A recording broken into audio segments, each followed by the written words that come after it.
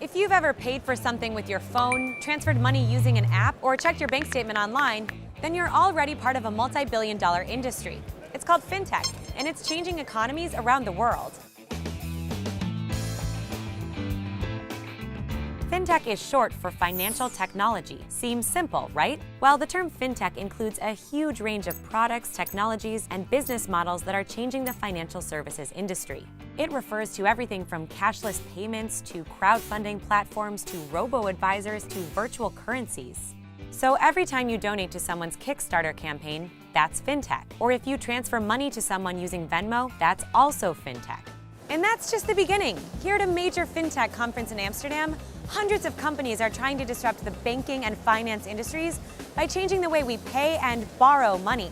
And investors are buying it. Global investment in the fintech sector has added up to nearly $100 billion since 2010. In 2017 alone, fintech investment surged 18%. Startups focusing on payment and lending technologies received the majority of those funds.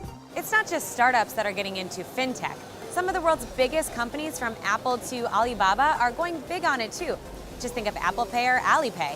One reason for all of this investment, consumers are adopting fintech fast. 1 out of every 3 people across 20 major economies report using at least 2 fintech services in the last 6 months. China and India are leading the way, with more than half of consumers using services like money transfers, financial planning, borrowing, and insurance. Financial technology has filled a void for people around the world who don't have access to traditional banking services.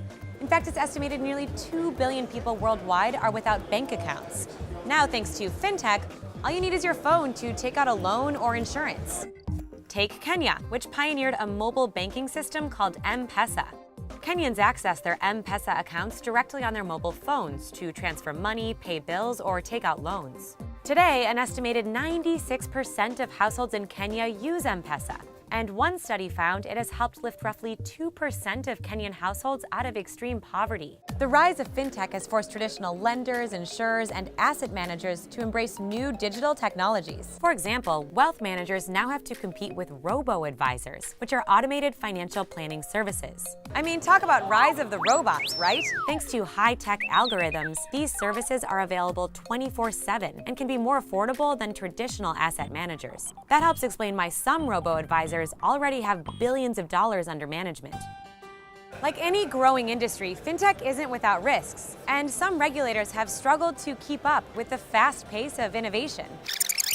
Think of peer-to-peer lending platforms, where individuals borrow and lend without going through a bank. Compared to traditional banks, these services might not be required to set aside as much money in case customers default on their loans. This can be risky for companies and consumers. Data privacy is another major concern. As more financial services go digital, cyber attacks become a bigger risk. The challenges facing financial technology are likely to grow as more businesses go digital.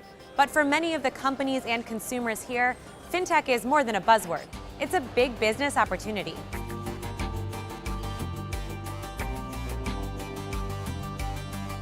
Hey everyone, Elizabeth here. Thanks so much for tuning in.